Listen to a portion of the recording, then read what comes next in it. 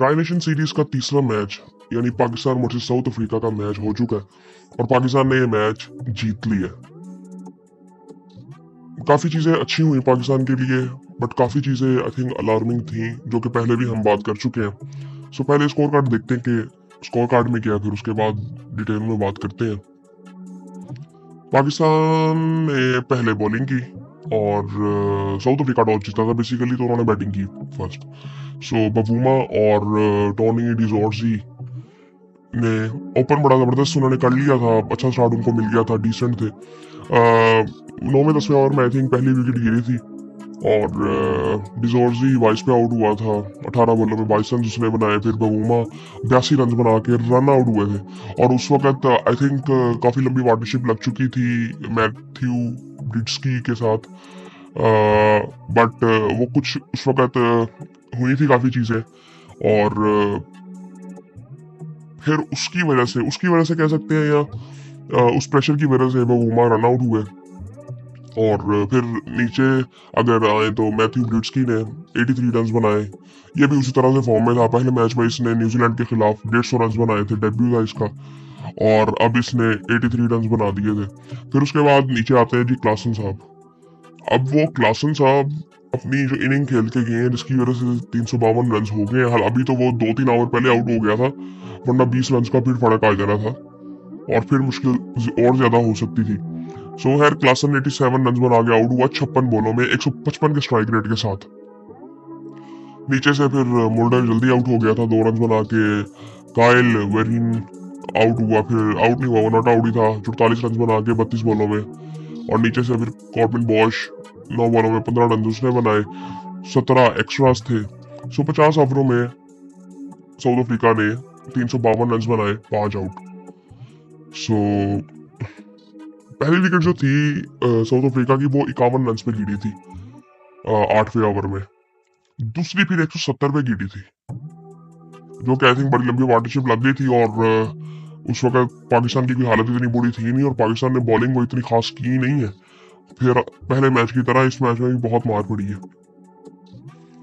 और उसके बाद अगर पाकिस्तान की बॉलिंग की बात करें, शाहीन शाह अफरीदी ने 10 ओवरों में 66 रन फिर खाए। 2 आउट तो किए उन्होंने, बट 66 रन उन्होंने खाए।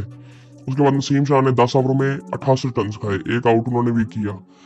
अबरार ने 10 ओवरों में 63 रन खाए, आउट कोई नहीं किया उन्होंने। मोहम्मद हसनैन ने 8 ओवरों में 72 रन खाए। ये आई थिंक मुझे समझ नहीं आ रही कि हम बॉलिंग कर क्या रहे हैं, मेरी समझ से बाहर हैं चीजें। उसके बाद सलमान आगा 5 ओवरों में 33 रन, खुशरेल शाह 7 ओवरों में 39 रन, 1 आउट। सो ये सूरत हाल थी हमारी बॉलिंग की। बॉलिंग हमने बहुत ही गंदी की है। पहले मैच में तो बुरी की थी, इस मैच में भी गंदी की है। सो आई थिंक ये अब थोड़ी सी चीज अलार्मिंग है। अब इसमें मैं इतनी ज्यादा कोई बात कर नहीं सकता क्योंकि हम ये मैच जीते हैं, बट ये हसनैन के भी इश्यूज हैं, शाहीन के भी इश्यूज हैं, नसीम के भी इश्यूज हैं। मुझे दूर दूर तक याद नहीं आ रहा इनका कोई स्पेल, इनमें से किसी का भी, कि जहां पे मैं कह सकूं कि बॉलिंग की वजह से हम लोग मैच जीते हैं। उसके बाद जब पाकिस्तान बैटिंग के लिए आता है, इस मैच में ना कुछ चीजें बड़ी कॉमन है बैटिंग में भी, मैं उसके बारे में भी बताता हूँ आपको। फखर जमान और बाबर ओपन करते हैं और अच्छा स्टार्ट कर लेते हैं। फखर जमान 41 रन बनाते हैं 28 बॉलों में, 146 का स्ट्राइक रेट, 6 चौके 1 छक्का। ये अब जरा सुनते रहे मेरी बात, ये क्यों आज अच्छी थी इनिंग्स। बाबर आजम 23 रन 19 बॉलों में, 4 चौके 121 का स्ट्राइक रेट। सऊद शकील आते हैं 1 डाउन, 15 रन बनाते हैं 16 बॉलों में, 2 चौके लगाते हैं, तकरीबन 94 का स्ट्राइक रेट। उसके बाद मोहम्मद रिजवान 122 रन बनाते हैं 128 बॉलों पे, 9 चौके 3 छक्के लगाते हैं, 95 का strike rate. Salman Ali Agha 134 run बनाते हैं 103 बॉलों में, 16 चौके लगाते हैं, 2 छक्के लगाते हैं, 130 का स्ट्राइक रेट। तैयब ताहिर 1 चौका लगाते हैं 1 बॉल पे, 400 का स्ट्राइक रेट। तो 355 रन पाकिस्तान बनाता है 49 ओवरों में, तकरीबन 7.24 के रन रेट के साथ। पाकिस्तान की जो पहली विकेट है वो गिरती है 57 पे, तकरीबन 7वें ओवर में। मतलब पाकिस्तान के 6 ओवरों में 57 रन थे, ये अच्छी बात थी। पाकिस्तान की दूसरी विकेट गिरती है 87 पे 9.4 ओवर्स में। पाकिस्तान की तीसरी विकेट गिरती है जो कि फखर जमान आउट होते हैं 91 पे। सो अब यहाँ पे देखिए कि हमने 10 ओवरों में जो पावर प्ले था उसमें तकरीबन 90 रन हमने बनाए थे। ये अच्छी बात थी, ये एक बहुत बड़ा रीजन था कि हम ये मैच जीते। ये जो स्ट्राइक रेट था ना, यहाँ पे 30 रन का जो फर्क आया ना, वो जो मार्जिन था ना, वो बाद में मिला रिजवान को। जो रिजवान का आप स्ट्राइक रेट देख रहे हैं 95 पे है, जो 100 अगर वो ना होता तो फिर रिजवान को 100 के ऊपर के स्ट्राइक रेट से खेलना पड़ना था। और सलमान अली यादव को शायद इससे भी तेज। सलमान ने जो इनिंग खेली है वो मेरे ख्याल से अंडररेटेड होनी नहीं चाहिए। उसने जो इनिंग खेल दी है, वो वनडे में भी T20 की इनिंग खेल रहा है। हम ये 130 का स्ट्राइक रेट में रोते थे कि जी हमारे ये मेन बैट्समैनों की स्ट्राइक रेट T20 में उतरे हैं, वो 130 का स्ट्राइक रेट से तो ओडीआई में बैटिंग कर रहा है। सो ये जो ऊपर बाबर का स्ट्राइक रेट 121 का था, इसीलिए अब यहाँ पे बाबर ने अगर 30 बॉलों में 20 रन बनाए होते फिर अलार्मिंग थी चीज। सो ये अब इतना चुभेगा नहीं आपको कि ठीक है ना, उसे 4 चौके भी लगाए, 121 का स्ट्राइक रेट भी था, बोले खाई नहीं। सो ये चीजें देखना ना बड़ी इंपॉर्टेंट चीजें होती है कि ये यहाँ पे स्ट्राइक रेट बहुत इंपॉर्टेंट है। फखर का 146 का, बाबर का 121 का, सऊद का 93 का, रिजवान का 95 का, बट 122 की नॉट आउट इनिंग्स फिनिश किया उसने। सलमान आगा एक बॉल पहले आउट हुआ तो बैट लगती है आई थिंक। 130 का स्ट्राइक रेट, 16 चौके 2 छक्के। सो ये चीज बड़ी इंपॉर्टेंट है। स्ट्राइक रेट आज हमें आई थिंक ये चीज सीखनी चाहिए कि हमें अगर इस तरह के मैचेस जीतने हैं तो हमें पावर प्ले को सही तरह से एग्जीक्यूट करना ही पड़ेगा। उसके बाद अगर साउथ अफ्रीका की बॉलिंग की बात करें तो लुंगी निगीडी 9 ओवरों में 74 रन उनको भी पड़े, मार उनको भी पड़ी, एक आउट उन्होंने किया। कॉर्बिन बॉश ने 8 ओवरों में 70 रन, एक आउट। मुल्डर ने 2 आउट किए 79 रन देके 10 ओवरों में। और शमसी ने 9 ओवरों में 53 रन दिए।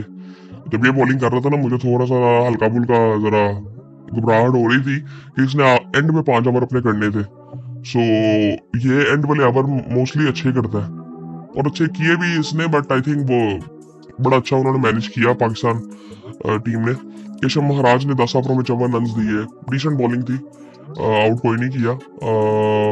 मुथुसामी ने 3 ओवरों में 17 रन दिए। सो ये उनकी बॉलिंग थी। लेकिन पाकिस्तान की जो मैं पहले बात कर रहा हूँ कि पाकिस्तान ने जो सबसे बेहतर चीज की है ना, वो इनका स्ट्राइक रेट था। आज पाकिस्तान को यहाँ पे एक चीज सीखनी चाहिए कि हमें अगर ऐसे मैचेस जीतने हैं, पहले बैटिंग करते हुए या दूसरे, हमें पावर प्ले में सही तरह से एग्जीक्यूशन अपनी करनी है। पावर प्ले में जितने रन हम बना सकते हैं बनाए, कोई बात नहीं है, आप 1-2 विकेट लूज कर देते हैं, बट अगर स्ट्राइक रेट आपका उतना अच्छा है कि आप 10 ओवरों में 80-90 रन बना देते हैं, तो वो पूरी इनिंग में आपको सपोर्ट करते हैं। और आज एक बड़ी जबरदस्त बात हुई, बहुत जबरदस्त बात थी, रिजवान ने प्रेस कॉन्फ्रेंस में की।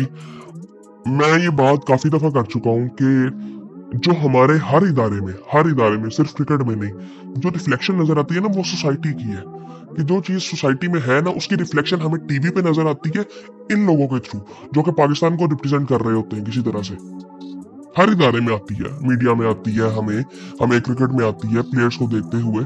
अब उनसे एक सवाल ये हुआ था कि आपने मतलब हम आज मैच तो जीते, मतलब पिछला हम बहुत बुरी तरह से हारे थे, तो वो कंसिस्टेंसी, वो प्रिडिक्टेबिलिटी वो कभी आ ही नहीं रही हमारी गेम में। सो उन्होंने बड़ी अच्छी सी बात की, उन्होंने कहा ये हमारी गेम का मसला नहीं है, ये हमारे कल्चर में ये चीजें हैं और ये हमारी हर चीज में। हमारे किसी बच्चे को पता ही नहीं होता कि उसने बनना क्या, करना क्या जिंदगी में।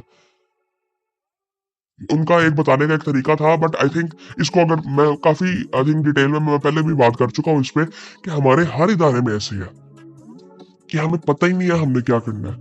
इसी वजह से हम एकदम ऊपर चले जाते हैं, एकदम नीचे आ जाते हैं। और ये किसी हद तक ये चीज हमें सूट कर रही है, बट लॉन्ग टर्म में आई थिंक मैं कहूंगा ये चीज सूट नहीं करेगी। उसकी अभी रिसेंट एग्जांपल है कि जब हमारे ये फॉरेन कोचेज आए थे, अब वो जो प्लानिंग कर रहे थे ना, उसके रिजल्ट्स हमें 2 साल बाद मिलने थे। और हमने ये 2 साल, आपकी सोच है हमने कितनी बुरी क्रिकेट खेलनी थी, और वो तजर्बे गलत भी साबित हो सकते थे। वरना हमारा तो ऐसे होता है ना कि यार चलो 1 साल में ना हमारे अगर क्या कहते हैं 6-8 महीने बुढ़े भी गए ना, तो हम 2 महीने में ऐसे ही क्रिकेट खेल लेंगे कि सारा कुछ भूल जाएंगे। ऐसे होता है हमारे साथ। बट आई थिंक बस उम्मीद अब कर रहे हैं कि आज के दौर में ना ये चीजें करना जरा मैं कहूंगा कि थोड़ा सा इजी इस लिहाज से है कि अब इजी इस लिहाज से मैं कहूंगा कि सपोर्ट मिलती है क्राउड की तरफ से, और रिसोर्सेज काफी ऐसे हैं। जिस तरह स्पेशली अगर बैटिंग की बात करें, तो बैटिंग करना आज के दौर में, अगर क्रिकेट ऊपर जा रही है, ऊपर क्या जा रही है, मैं वैसे इस चीज को समझता नहीं हूँ। क्रिकेट बेहतर हो रही है, जनरली बैटिंग बेहतर हो रही है, बैटर्स को सपोर्ट मिलती है। सो उस तरह की पिचेस बनती हैं ताकि आवाम आ सके, लोग देखें। सो ये सारा कुछ किया जाता है। सो ये जो रिजवान की ये बात थी ना, ये बड़ी एक गहरी बात थी, और ये मुझे बड़ी खुशी हुई कि पाकिस्तान टीम में ये किसी ने बात की है। वरना मैं उम्मीद नहीं कर रहा था कि पाकिस्तान टीम में कोई इतनी मिच्योर, इतनी गहरी बात कर देगा। मैं यकीन करें, मैं कभी यकीन कर ही नहीं रहा था।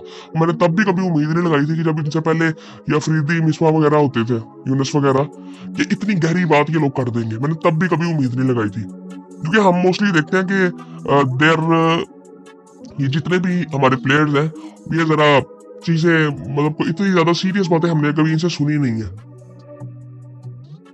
सो आई थिंक मुझे कभी इस चीज की उम्मीद नहीं थी। रिजवान ने आई थिंक बहुत जबरदस्त बात की है। बाबर के बारे में भी आई थिंक सवाल हुए थे, तो उन्होंने उसके बारे में कहा कि यार उसने रन इतने बना दिए कि हमारी उम्मीदें बहुत ज्यादा है। मैं किसी हद तक उनसे एग्री करता हूँ, बट आई थिंक बाबर को अब थोड़ा सा देखना चाहिए, और उसको थोड़ा सा अपने ऊपर देख। और उसके साथ उन्होंने एक और बात भी की कि बाबर को इस चीज का प्रेशर अपने ऊपर लेना भी चाहिए कि उसको रन्स करने हैं, उससे उम्मीदें बहुत ज्यादा है। सो आई थिंक वो चीजें काफी आई थिंक जबरदस्त थी। बाकी आई थिंक कोई इतनी खास बात नहीं है। और पाकिस्तान की आई थिंक ये जो जीत थी, आई थिंक हिस्ट्री में हमने सबसे ज्यादा रन्स चेस कर लिए पाकिस्तान ने, 350 रन्स। जो पहले आई थिंक हमारा 342 का था शायद, वो हमने चेस किया था। सो आई थिंक बहुत जबरदस्त है। और इंडिया भी वहां से मैच जीत गया और व्हाइट वॉश किया इंडिया ने इंग्लैंड को। वो तो बिल्कुल I think one sided match ही हुए यार, मजा ही नहीं आया देखने का। वो बिल्कुल ही वन साइडेड मैच हुए। वो इंग्लैंड तो थकी हारी टीम लग रही थी, ऐसे जैसे किसी क्लब की टीम है, और उनकी वो मेन टीम खेल रही है जो चैंपियंस ट्रॉफी में खेलनी है। और भी काफी ऐसी बातें हैं। ये मतलब अब एक मैच रह गया, ये ट्राई नेशन का फाइनल, फिर उसके बाद चैंपियंस ट्रॉफी पे हम सिर्फ बात करेंगे। और मैं बार बार पहले भी कह चुका हूँ कि हम फॉर्मेट को थोड़ा सा चेंज कर रहे हैं। सो वो तब से ही होगा। ये एक वीडियो रह गई है, उसके बाद ये इंडिया वाली हो जाएगी, फिर उसके बाद ये मतलब ट्राई नेशन तक खत्म हो जाए, फिर उसके बाद जब चैंपियंस ट्रॉफी स्टार्ट करेंगे तो फिर उसके ऊपर डिटेल में बात करेंगे हर चीज के बारे में।